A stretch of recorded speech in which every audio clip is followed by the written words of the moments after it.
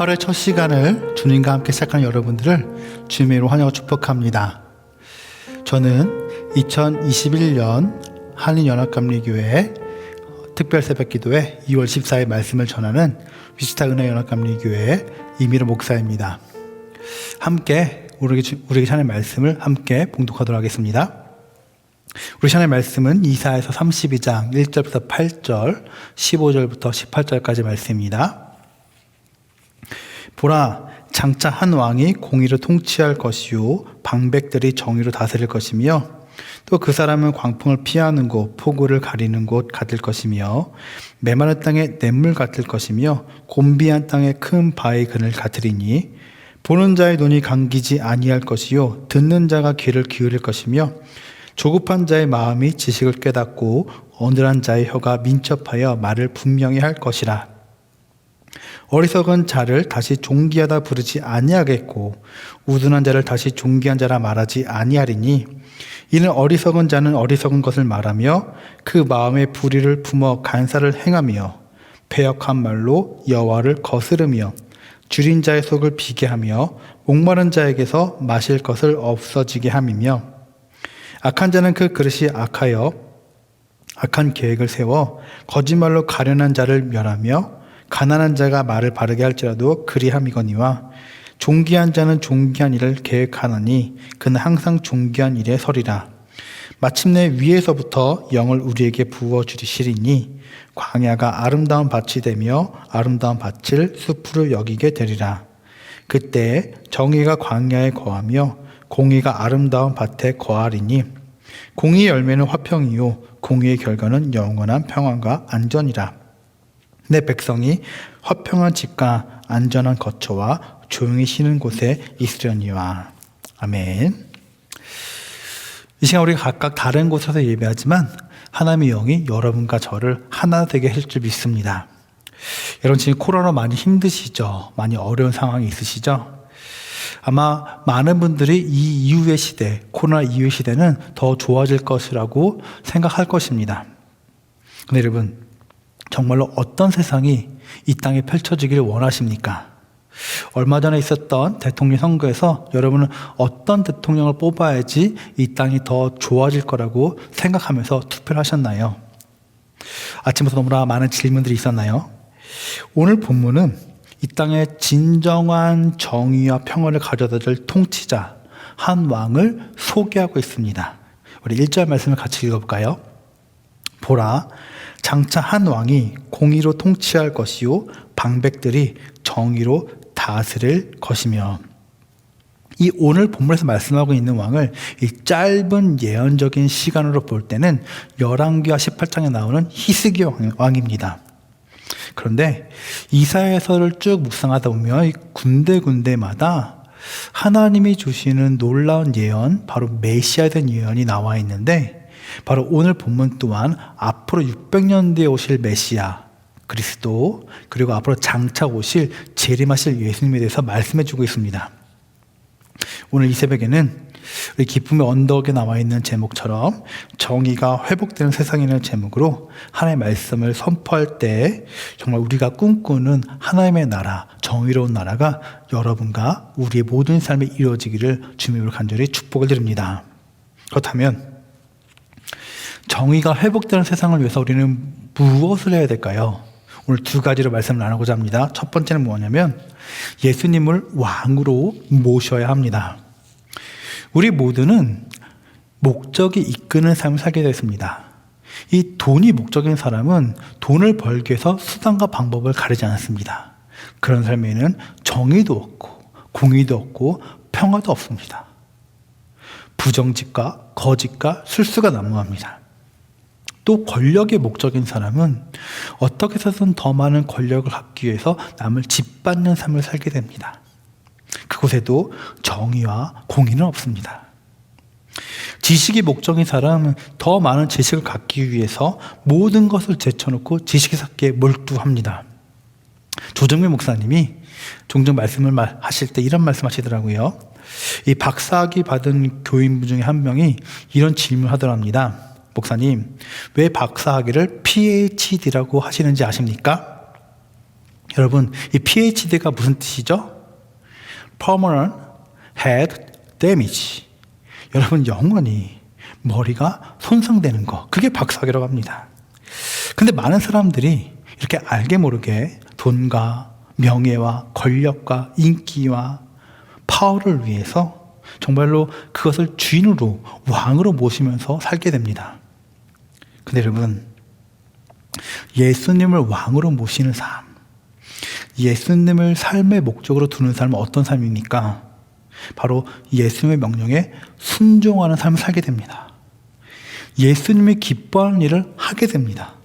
다시 말해, 예수님이 그토록 사랑하시는 한 생명, 예수님이 그토록 소중히 여기는 한 영혼, 이 땅의 정의와 공의가 이루어지는 삶을 살게 됩니다. 오늘 본문은 예수님이 통치하신 나라에 대해서 말씀해 주고 계십니다. 우리 2절 말씀을 세 번의 성경으로 같이 읽어볼까요? 통치자들마다 광풍을 피하는 곳과 같고 폭우를 막는 곳과 같게 될 것입니다. 메마른 땅에서 흐르는 냇물과 같을 것이며 사막에 있는 큰 바위 그늘과 같을 것입니다. 예수님이 다스리는 곳은 폭우가 있을지라도, 광풍이 있을지라도, 사막이 있을지라도 피할 곳을 내시는 곳이라는 것입니다. 어떻게 보면 지금 우리 코로나 인하여서 광풍을 만난 것 같고 폭우가 쏟아지는 것 같고 광야 사막을 걷고 있지만, 예수님이 왕이 되어준다면 그런 곳을 걷고 살아갈지라도 우리 안에는 피할 곳이 있다는 것입니다. 예수님이 산성이시고 요새시고 피할 바이시기 때문에 그렇습니다. 우리가 이렇게 찬양하지 않습니까? 주 예수와 동행하니 그 어디나, 어떤 나라? 하늘나라. 여러분, 우리 기독교 역사에 보면 지금 코로나처럼 온 세계에 전염병이 생겼을 때 더욱더 예수님을 왕으로 모셨던 사람들이 있습니다. 바로 초대 기독교인들입니다. 로마 역사에 보면 크게 2번 아니면 더 3번이라고 말할 수 있겠지만, 이 안토니우스 역병, 키프리아누스 역병 것처럼 전염병들에서 로마 인구의 3분의 1이 목숨을 잃게 됩니다. 그때요, 이교도의 제사장들, 로마의 관리들, 그리고 돈 많은 사람들은 전염병이 돌자마자 곳곳에 흩어집니다. 격리가 최고라는 것을 이미 알고 있었기 때문에 숨어서 도망가서 자신들이 세워놓은 영주로 도망가게 됩니다. 거리에는 시체가 넘쳐나고 환자들은 신음하고 있을 때 그곳을 누가 찾아갑니까? 바로 초대 크리스찬들이었습니다. 로마 사람들은 전염병을 두려워하고 숨었지만 초대교인들은 거리로 나가서 아픈 사람들을 싸매주고 시체를 치워줬습니다. 물론 많은 크리스찬들이 희생을 당했습니다. 그러나 그 놀라운 사랑과 섬김으로 로마 사람들이 예수를 믿게 되는 놀라운 역사가 이루어집니다. 여러분, 어떻게 초대교인들은 그렇게 할 수 있었습니까? 바로 예수님을 왕으로 모셨기 때문입니다. 예수님께서 명령하십니다. 내 이웃을 내 몸과 같이 사랑하라. 그 명령에 순종했고, 그 명령을 따랐고, 그 명령을 지켰고, 그래서 영원한 하늘나라를 유업으로 받게 됩니다. 사랑하는 여러분, 오늘 하루 살아가실 때 누구의 명령을 듣고 살아가시겠습니까? 예수의 명령이 들려지기를 주님의 이름으로 축원합니다.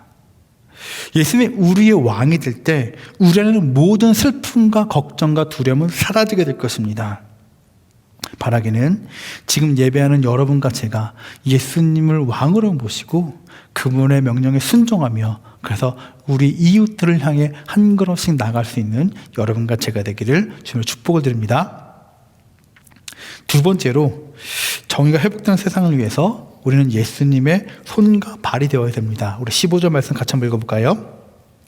마침내 위에서부터 영을 우리에게 부어주시리니 광야가 아름다운 발이 되며 아름다운 밭을 숲으로 여기게 되리라. 여러분, 주의 영이 누구에게 임했다고요? 우리에게, 지금 말씀을 묵상하고 예배하는 여러분과 저에게 주의 영이 임했다고 말씀하십니다. 주의 영이 임하면 주의 일을 하게 되고 주의 손과 발이 되게 됩니다. 예수님께서 제자들에게 이렇게 부탁하셨죠. 마태복음 28장 18절 20절 말씀입니다. 예수께서 나와 말씀하 이르시되 하늘과 땅의 모든 권세를 내게 주셨으니 그러므로 너희는 가서 모든 민족을 제자로 삼아 아버지와 아들과 성령의 이름으로 세례를 베풀고 내가 너에게 분부한 모든 것을 가르쳐 지키게 하라. 볼지어다 내가 세상 끝날까지 너희와 항상 함께 있으리라 하시니라. 예수님이 우리에게 너희에게 이렇게 분명히 말씀하신 이유는 우리만 구원받고 우리만 신나고 우리만 즐거울 것이 아니라 우리가 주님의 손과 발이 되어서 세상을 향해 모든 민족과 족속에 나가라고 명령하셨다는 것입니다. 요한복음 5장 17절에 보면 예수님께서 이렇게 말씀하십니다. 아버지께서 일하시니 나도 일하신다. 여러분, 아버지가 먼저 일하시는 거죠. 아버지가 계속해서 일하시고 계속해서 지속적인 창조를 하시고 새로운 창조를 하시니까 나도 그 뜻을 받들어 예수님께서 일하십니다. 그리고 예수님께서 일하시니까 이제 우리도 일해야 합니다. 이 일하는 것은 예수님께서 우리에게 부탁하신 일이 아니라 명령하신 것입니다. 예수님 또한 어떤 일을 하셨는지, 어떤 명령을 받았는지 이사야서가 예언하고 있습니다. 이사야서 61장 1절 3절 말씀 같이 읽도록 하겠습니다. 주 여호와의 영이 내게 내리셨으니 이는 여호와께서 내게 기름을 부으사 가난한 자에게 아름다운 소식을 전하게 하려 하심이라. 나를 보내사 마음이 상한 자를 고치며 포로된 자에게 자유를, 갇힌 자에게 노임을 선포하며 여호와의 은혜의 해와 우리 하나님의 보복의 날을 선포하여 모든 슬픈 자를 위로하되 무릇 시온에서 슬퍼하는 자에게 화관을 주어 그 죄를 대신하며 기쁨의 기름으로 그 슬픔을 대신하며 찬성의 옷으로 그 근심을 대신하시고 그들의 의의 나무 곧 여호와께서 심으신 그 영광을 나타낼 자라 일컬음을 받게 하려 하심이라. 사랑의 분, 여러분에게 주님의 영이 임하셨습니까? 주의 영이 임할 때 어떤 일이 벌어지죠? 주님을 더욱더 사랑하게 됩니다. 주님을 더욱더 알고 싶어집니다. 주님의 마음을 깨달아 알아서 그 마음을 위로해드리고 싶고 그 마음을 기쁘게 해드리고 싶습니다. 그런데 안타깝게도 오늘 본문에 보면 그 주님의 마음, 하나님의 마음을 모르는 사람들이 등장합니다. 6절 말씀입니다. 세 번째 성경을 읽겠습니다. 어리석은 사람은 어리석은 말을 하며 그 마음으로 악을 좋아하여 불경건한 일을 하며 주님께 함부로 말을 하고 굶주린 사람에게 먹거리를 주지 않고 목마른 사람에게 마시물을 주시지 않습니다. 여러분, 굶주린 사람에게 먹을 것을 주지 않는데요. 목마른 사람에게 마시물을 주지 않는데요. 이 말씀을 묵상하는데 갑자기 제 마음속에 떠오른 단어가 있었는데요. 그것이 뭐냐면 갑질입니다. 최근에 한 학원 강사가 배달하는 직원에게 함부로 갑질을 했었죠. 당신은 공부를 못했으니 그렇게 배달을 하고 있지. 나는 하루에 1,000만 원 벌어. 이런 식으로 이렇게 갑질했다고 합니다. 그 이야기를 듣고 있는 우리는 공분을 사고 분노하게 됩니다. 여러분, 많은 문제가 이 갑질에서 비롯되는 것 같아요. 내가 너보다 낫다. 나는 너와 피부색이 다르다. 난 너보다 더 많이 배웠다. 난 너보다 많은 것을 가지고 있다. 이런 교만과 프라이드와 자기 자랑이 갑질로 드러나고 세상이 일그러지는 것 같습니다. 그런데 이 말씀을 묵상하다 보니까 여러분, 제가 바로 갑질 왕이더라고요. 여러분, 저는 목사이고 한 아내의 남편이고 아버지입니다. 제가요, 목사로서 갑질할 때가 있더라고요. 때로는요, 성도들에게 함부로 무시하는 경우도 있고 핀잔을 줄 때도 있더라고요. 남편으로 존귀하신 아내를 함부로 대할 때도 있더라고요. 아이들에게는 어떻습니까? 완전 갑질 왕이죠. 저에게는 3명의 아들이 있습니다. 10살, 7살, 3살 된 아들들이 있는데 이 아들에게 갑질하는 재미가 솔솔합니다. 아이들에게 이렇게 얘기하죠. 오늘 청소 안 하면 너희들 게임 못해. 오늘 한글 공부 안 하면 오늘 유튜브 안 보여줄 거야. 아빠 힘들어. 빨리 마사지 해줘. 그럼 용돈 줄게. 너무나 많은 갑질을 떠오르게 합니다. 근데 여러분, 저만 갑질 왕인가요? 여러분은 갑질을 하지 않으신가요? 여러분 때문에 누군가 상처받았다고 아프다고 말한 적 없으신가요? 가정에서, 직장에서, 학교에서, 그리고 교회에서도 말입니다. 여러분, 주의 영이면 어떤 일이 벌어지죠? 섬김의 자리로 내려가게 됩니다. 성도들을 섬기는 것이 그렇게 기쁠 수가 없습니다. 아내를 섬기는 것이 너무나 행복합니다. 여러분, 저 집에서 빨래도 하고요, 청소도 하고요, 밥도 잘합니다. 너무나 즐거워요. 아이들과 함께 노는 거 너무나 행복하죠. 여러분, 사랑하는 여러분, 이 세상을 정의롭게 만드는 것은 결코 멀리서부터 시작하는 것이 아닙니다. 바로 우리가 속한 가정, 내가 속한 학교, 직장, 그리고 교회에서부터 정의와 사랑을 실천해 나가는 것입니다. 주님의 손과 발이 되는 것입니다. 그리고 거기서 멈추는 것이 아니라 우리의 눈을 열어서 하나님이 이 열방을 향해서 향하신 그 마음을 품고 좀 더 하나님의 마음을 기쁘게 해드리기 위해서 먼 발걸음까지 나가는 것이 바로 주님의 뜻인 줄 믿습니다. 오늘 말씀을 마무리하면서 위라클의 바기 형제를 소개라고 합니다. 여러분 아시는 분들도 아실 거예요. 이 바기 형제는 인턴에서 정직원으로 취직되자 너무나 기쁜 나머지 친구들과 클럽 가서 술 마시다가 낙상사고를 당해서 반신불구가 됩니다. 그리고 병원에 누워있는데 이런 불평이 나오더래요. 하나님, 저야 제가 잘못해서 이렇게 반신불구가 됐는데 아니 태어나면서부터 저렇게 아픈 사람들 어떻게 합니까? 하나님 정말 공의로우신 분이세요? 정의로우신 분이세요? 어떻게 저런 사람들을 내버려 둘 수 있죠? 라고 불평하게 되더랍니다. 그런데 화장실에 있을 때 갑자기 하나님께서 말씀하시더라는 거죠. 사랑하는 위야, 네가 내 대신 그들을 향해 갈 수는 없겠니?